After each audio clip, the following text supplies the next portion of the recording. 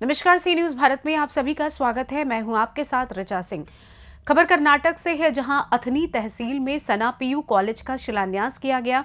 कार्यक्रम में पूर्व डिप्टी सीएम एवं विधायक लक्ष्मण सवदी, शाहीन कॉलेज के अध्यक्ष अब्दुल कादिर और कागवाड़ विधायक राजू कागे सहित अन्य लोगों ने शामिल होकर कॉलेज के शिलान्यास की नींव रखी। इस दौरान पूर्व डिप्टी सीएम लक्ष्मण सवदी ने कहा कि सना कोचिंग सेंटर में आज तहसील के छात्र ऊंचे मुकाम पर पहुंच गए हैं। हमारे लिए गर्व की बात है कि सना कोचिंग सेंटर आज से सना पीयू कॉलेज में तब्दील होने जा रहा है। उन्होंने कहा कि आपके कॉलेज के लिए जिस तरह की भी मदद की जरूरत होगी, मैं मदद के लिए तैयार रहूंगा। साथ ही उन्होंने कहा कि बेहतरीन शिक्षण के साथ इंसानियत का भी सबक सिखाया जाए। आगे उन्होंने क्या कुछ कहा, आप भी सुनिए। ನಿಮ್ಮ ಪ್ರಯತ್ನ ಇರಲಿ, ಅದು MBBS ಆಗಲಿ, ಇಂಜಿನಿಯರಿಂಗ್ ಆಗಲಿ, ಯಾವುದೇ ಉನ್ನತ ಶಿಕ್ಷಣವನ್ನು ತಾವು ಪಡ್ಕೊಳ್ಳೋದ್ರಲ್ಲಿ ಅವ್ರಿಗೆ ಮೆರಿಟ್ ಮ್ಯಾಚ್ ಶಿಕ್ಷಣ ಸಿಗುವಂಥದ್ದಾಗಲಿ, ಅದರ ಜೊತೆಗೆ ಮಾನವೀಯತೆಯನ್ನು ಕೂಡ ಅವರಿಗೆ ಕಲಿಸುವಂಥ ಕೆಲಸ ನಿಮ್ಮಿಂದ ಅದು ಆಗಲಿ ಅಂತಕ್ಕಂಥದ್ದನ್ನು ನಾನು ಇಲ್ಲಿ ಬಯಸ್ತೀನಿ. ಇದೇ ರಾಜು ಕೈಗೆ ಉಲ್ಲೇಖ ಮಾಡಿ ಹೋದರು. ನಿನ್ನೆ ಗೋವಾದೊಳಗೆ ಒಂದೆರಡು ದಿವಸ ಹಿಂದೆ ಒಬ್ಬ ಹೆಣ್ಮಗಳು, ಕಾರಣ ಏನಾರು ಇರ್ಬೋದು, ಅವ್ರ ಶಿಕ್ಷಣ ಎಷ್ಟು ಉನ್ನತ ಶಿಕ್ಷಣ ಕಲ್ತಿದ್ರು,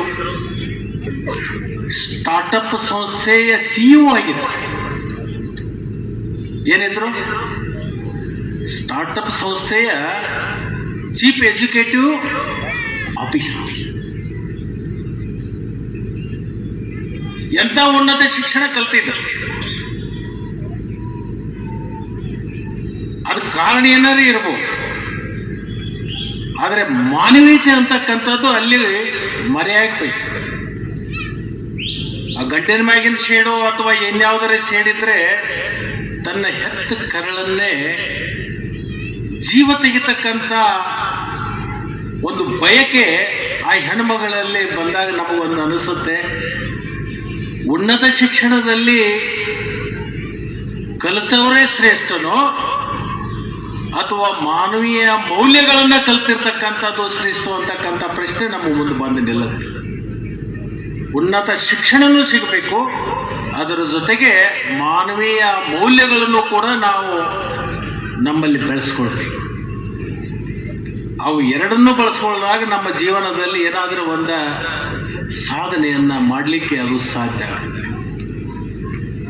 ಅಂಥ ಸಾಧನೆಗಳನ್ನು ಮಾಡ್ತಕ್ಕಂಥದ್ರಲ್ಲಿ ಈ ಶಾಲೆಯ ವಿದ್ಯಾರ್ಥಿಗಳು ಹೆಚ್ಚಿನ ಸಂಖ್ಯೆಯಲ್ಲಿ ಹೊರಗೆ ಬರಬೇಕು ಅಂತ ಹೇಳಿ ನಾನು ಶುಭವನ್ನು ಕೋರ್ತೀನಿ ಈ ಸಂದರ್ಭ. कर्नाटक से सी न्यूज संवाददाता जब्बार चिंचली की रिपोर्ट।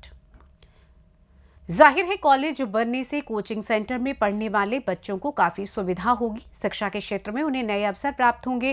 भविष्य में आगे कुछ करने के लिए नए अवसर मिलेंगे, जो एक अच्छी पहल है। फिलहाल इस रिपोर्ट में बस इतना ही। देश दुनिया की तमाम खबरों की जानकारी के लिए आप देखते रहें सी न्यूज भारत। हर खबर आपके साथ, आपके हाथ।